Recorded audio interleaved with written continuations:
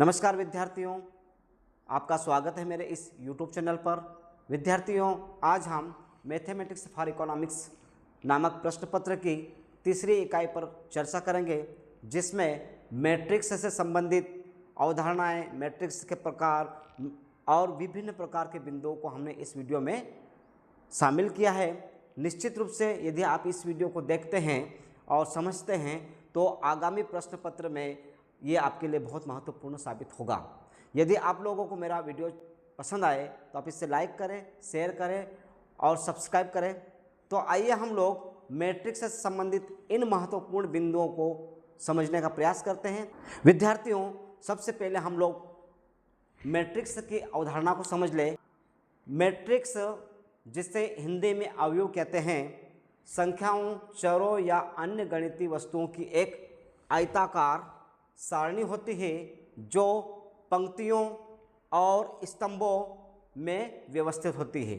दूसरे शब्दों में अवयव की अवधारणा संख्याओं, प्रतीकों या फलनों का एक आयताकार समूह है जो पंक्तियों और स्तंभों में व्यवस्थित होता है। इसे गणित में एक अदिश राशि के रूप में परिभाषित किया गया है और यह रैखिक समीकरणों को हल करने, आंकड़ों का प्रतिनिधित्व करने और कंप्यूटर ग्राफिक्स में इसका उपयोग होता है। इसका उपयोग इंजीनियरिंग, भौतिकी, अर्थशास्त्र और गणित जैसे विभिन्न क्षेत्रों में भी किया जाता है।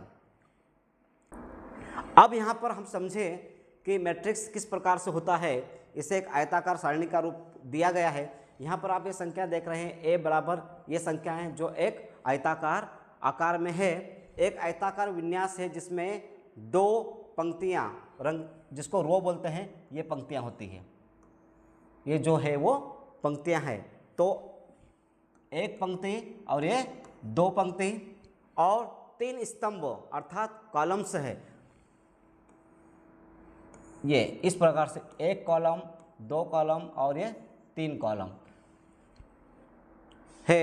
और हम इसको समझते हैं m गुणित n से। m को लिया है उन्होंने रो से और n को लिया है कॉलम से।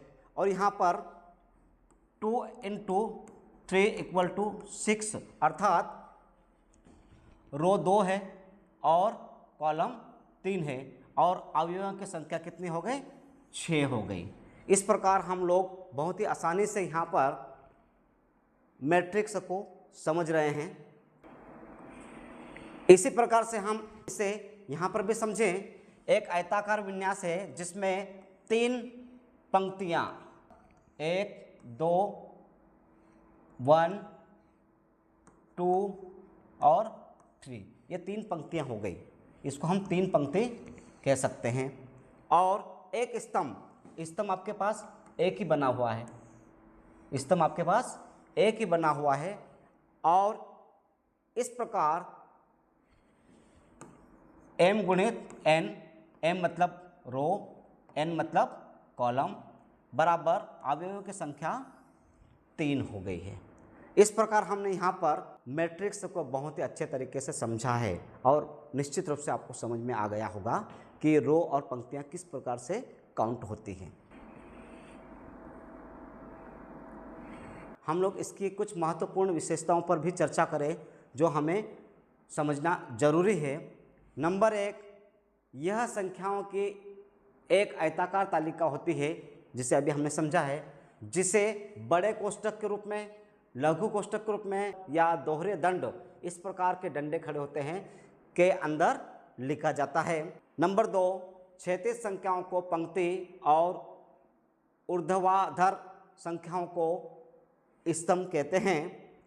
नंबर 3, एक अवयव अर्थात मैट्रिक की कोटि को m × n के रूप में व्यक्त किया जाता है, जहां m पंक्तियों की संख्या जो हमने अभी समझा है और n स्तंभों अर्थात कॉलम की संख्या को दर्शाता है।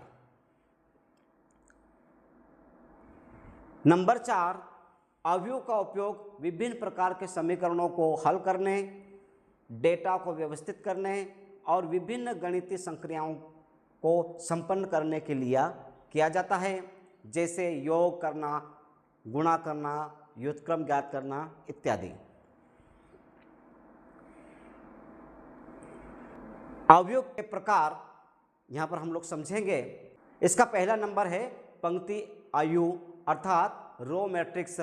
जिस आयु में केवल एक पंक्ति होती है उसे पंक्ति आयु या मैट्रिक्स कहते हैं। उदाहरण के लिए आप यहाँ देख सकते हैं, यहाँ पर दो पंक्ति नहीं है, यहाँ पर केवल एक पंक्ति है, इसलिए m = 1 हो गया। दूसरा है स्तंभ आयु अर्थात कॉलम मैट्रिक्स। जिस आयु में केवल एक स्तंभ होता है उसे स्तंभ आयु कहते हैं। उदाहरण के लिए ये आपका कॉलम एक बना हुआ n = 1, बहुत आसानी से आपको समझ में आ रहा है। तीसरा है वर्ग आयु। जिस आयु में पंक्तियों और स्तंभों की संख्या बराबर होती है उसे वर्ग आयु कहते हैं। उदाहरण के लिए एक पंक्ति और ये एक पंक्ति, ये दो पंक्ति, और एक कॉलम, ये दो कॉलम। यहाँ पर पंक्तियाँ और कॉलम बराबर है, इसलिए m = n और इसे वर्ग आयु का नाम दिया गया है। चौथा आयु है शून्य आयु, जिसे नल या जीरो मैट्रिक्स भी कहते हैं। जिस आयु में सभी अवयव एलिमेंट्स शून्य हो तो उसे शून्य आयु कहते हैं। उदाहरण के लिए आप यहाँ देख सकते हैं कि यहाँ पर पूरी सारणी में शून्य दर्शाया गया है, अर्थात यहाँ पर m × n = 0, इसलिए इसे शून्य आयु अर्थात नल मैट्रिक्स या जीरो मैट्रिक्स भी कहा जाता है। पांचवा नंबर है विकर्ण आयु डायगोनल मैट्रिक्स। एक वर्ग के प्रमुख विकर्ण पर स्थित अवयवों को छोड़कर शेष सभी शून्य हो तो उसे विकर्ण आयु कहते हैं। उदाहरण के लिए आप यहाँ देख सकते हैं कि ये जो दिया है इसको हम विकर्ण कहते हैं। आपको याद है ना मैथमेटिक्स में इसे विकर्ण कहते हैं, और इसे हम इसलिए विकर्ण आयु कहते हैं। बाकी सब शून्य है ना, बाकी सब शून्य है, इसलिए इसे विकर्ण आयु कहते हैं। इसे इस प्रकार से हम दर्शाते हैं, हमने यहाँ पर देख लिया इस चीज को। इसके बाद छठा नंबर जो है स्केलर आयु। एक विकर्ण आयु जिसके सभी विकर्ण अवयव समान हो उसे स्केलर आयु कहते हैं। उदाहरण के लिए आप यहाँ पर देख सकते हैं एक विकर्ण के जो अवयव है वो समान है, 5, 5 और 5, इसलिए इसे स्केलर आयु कहा जाता है। सातवां नंबर है हमारा, वो है तत्समक आयु। एक स्केलर आयु जिसके विकर्ण अवयव एक हो उसे तत्समक आयु कहते हैं। उदाहरण के लिए ये उदाहरण थोड़ा सा गलत हो गया है, यहाँ पर इस प्रकार से आएगा, ध्यान दीजिए थोड़ा सा, 0 1 1 0, तो हम इसे तत्समक आयु कह सकते हैं। ये इस प्रकार से उदाहरण हम इसको समझ सकते हैं। अब हम अवयव की संक्रियाएं अर्थात ऑपरेशंस ऑफ मैट्रिक्स पर बात करें, हम इसको समझें। नंबर 1 अवयवों का योग अर्थात मैट्रिक्स एडिशन। दो अवयवों को जोड़ने के लिए उनका क्रम अर्थात पंक्तियों और स्तंभों की संख्या समान होना चाहिए। संगत अवयवों करस्पॉन्डिंग एलिमेंट्स को एक साथ जोड़ा जाता है। नंबर 2 अवयवों का घटाव। योग की तरह ही घटाव के लिए भी दोनों मैट्रिक्स का क्रम समान होना आवश्यक है। संगत अवयवों को एक दूसरे से घटाया जाता है। नंबर 3 एक अदिश से अवयव का गुणन किसी अवयव को एक अदिश राशि अर्थात एक अकेली संख्या से गुणा करने पर उस अदिश राशि से अवयव के प्रत्येक अवयव को गुणा किया जाता है। नंबर 4, अवयवों का गुणनफल।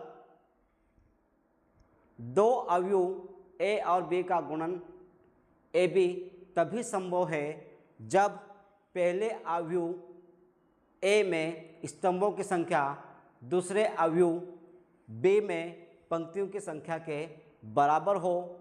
परिणामी अवयव का क्रम पहले की पंक्तियों की संख्या और दूसरे के स्तंभों की संख्या से निर्धारित होता है। नंबर 5, किसी अवयव की पंक्तियों को स्तंभों में और स्तंभों को पंक्तियों में बदलने की प्रक्रिया को परिवर्तित या ट्रांसपोज कहा जाता है। नंबर 6, व्युत्क्रम आयु। एक वर्ग आयु स्क्वायर मैट्रिक्स ए का व्युत्क्रम आयु ए माइनस 1 वह आयु होता है जिसे ए से गुणा करने पर एक तत्समक आयु आइडेंटिटी मैट्रिक्स आई प्राप्त होता है, अर्थात A into A minus 1 equal to I ए।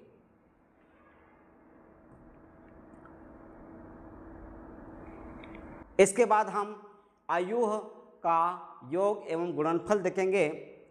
आयुः के योग और गुणा के लिए कुछ नियम जिनका पालन करना होता है। आयु योग के लिए दोनों आयु का क्रम समान होना चाहिए। वही आयु गुणा के लिए पहले आयु में स्तंभों की संख्या दूसरे आयु में पंक्तियों की संख्या के बराबर होना चाहिए। अब हम इसको यहाँ पर समझें थोड़ा सा आसानी से। नंबर 1, आयु का जोड़ मैट्रिक्स एडिशन।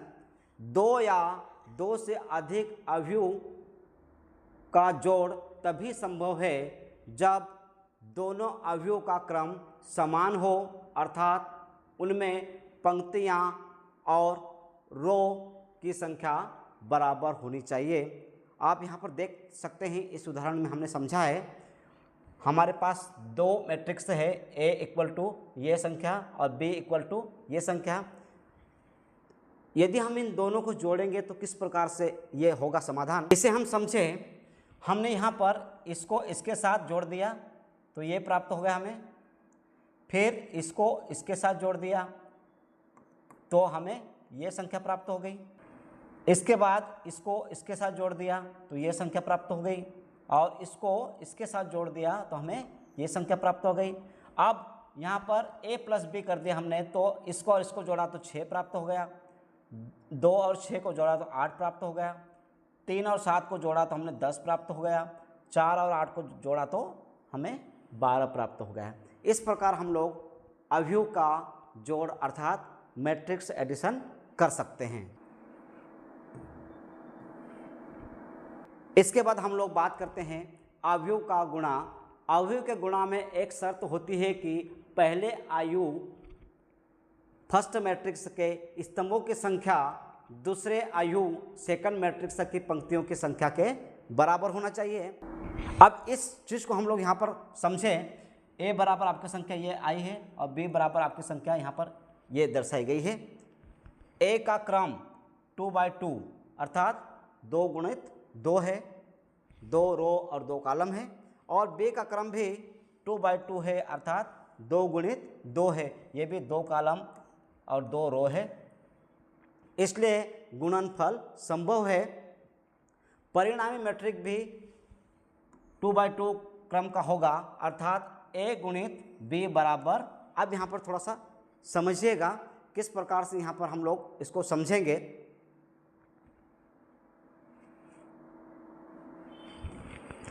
ध्यान दीजिएगा, थोड़ा सा आराम से समझिएगा आप लोग।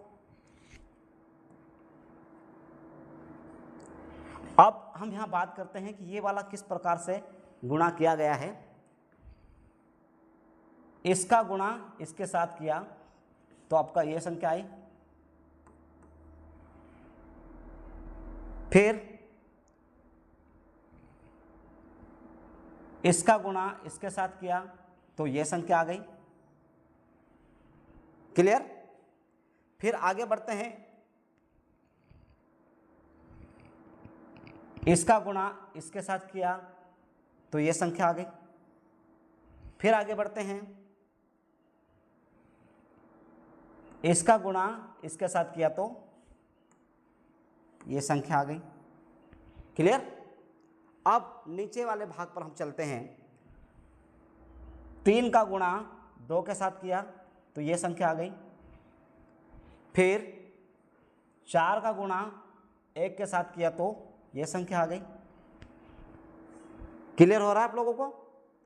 आगे हम देखें, फिर 3 का गुणा 0 के साथ किया तो ये संख्या आ गई। फिर इस 4 का गुणा 3 के साथ किया तो ये संख्या आ गई।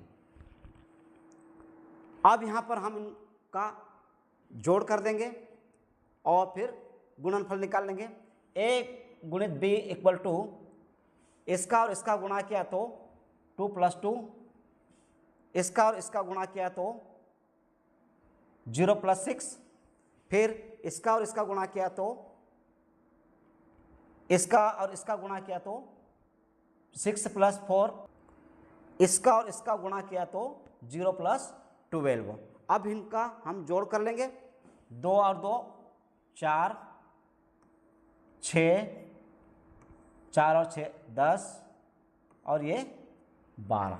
इस प्रकार से हम लोग अवयव का गुणनफल आसानी से निकाल सकते हैं। यहाँ पर आप गुणनफल करते समय थोड़ी सी सावधानी जरूर रखें ताकि किसी प्रकार से कोई मिस्टेक नहीं हो। अब हम एक वचन और गैर एक वचन अवयव अर्थात singular and non singular matrix की बात करते हैं। एक वर्ग अवयव मैट्रिक्स एक वचन होता है यदि उसका सारणिक डिटर्मिनेंट 0 के बराबर होता है, अर्थात डिटर्मिनेंट a = 0। अब इसको हम उदाहरण से समझें कि कैसे 0 होगा। आपके पास ये वाला मैट्रिक्स आया हुआ है a = 3 6 1 2। अब हम इसको समझें आगे। डिटर्मिनेंट a = अब इसका इसके साथ गुणा किया तो ये संख्या प्राप्त हो गई है, और माइनस इसका इसके साथ गुणा किया तो हमें ये संख्या प्राप्त हो गई। क्लियर? इक्वल टू इसका इसका साथ गुणा किया तो 6, माइनस का चिन्ह आ गया, और 1 का 6 के साथ गुणा किया तो 6 हो गया। 6 में से 6 को माइनस किया तो 0 आ गया।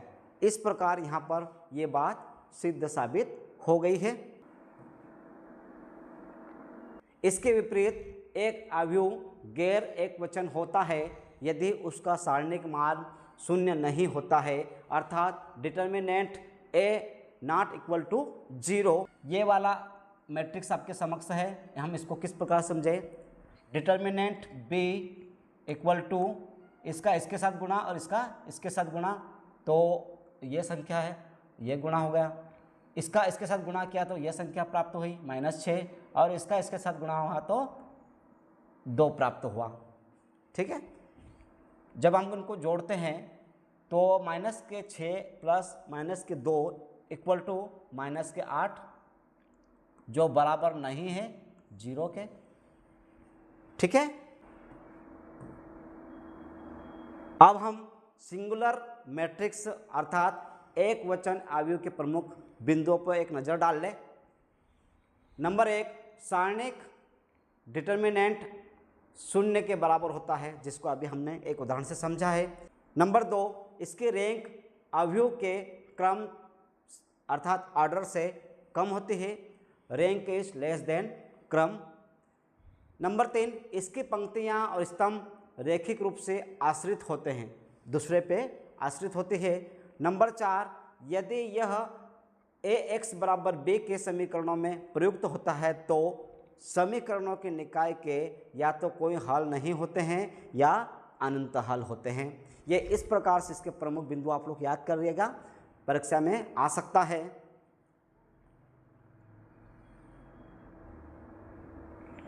इसके बाद हम नॉन सिंगुलर अर्थात गैर एकवचन आयु के प्रमुख बिंदुओं पर चर्चा करेंगे।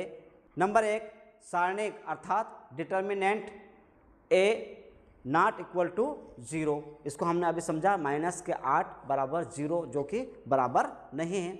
इसका व्युत्क्रम मौजूद होता है और इसे a-1 से दर्शाया जाता है। ये यहाँ पर पावर है, घात है। इसकी रैंक अवयव के क्रम के बराबर होती है अर्थात rank is equal to order. Number 4, इसकी सभी पंक्तियाँ और स्तंभ रैखिक रूप से स्वतंत्र होते हैं, मतलब एक दूसरे पर डिपेंड नहीं होते, फ्री होते हैं, इंडिपेंडेंट होते हैं। नंबर 5, यह ax इक्वल टू b के समीकरणों में प्रयुक्त होने पर समीकरणों के निकाय का एक अद्वितीय हल होता है। इस प्रकार इस वीडियो में हमने अवयव अर्थात मैट्रिक्स से संबंधित बहुत ही महत्वपूर्ण बिंदुओं को आपके समक्ष रखा है। धन्यवाद।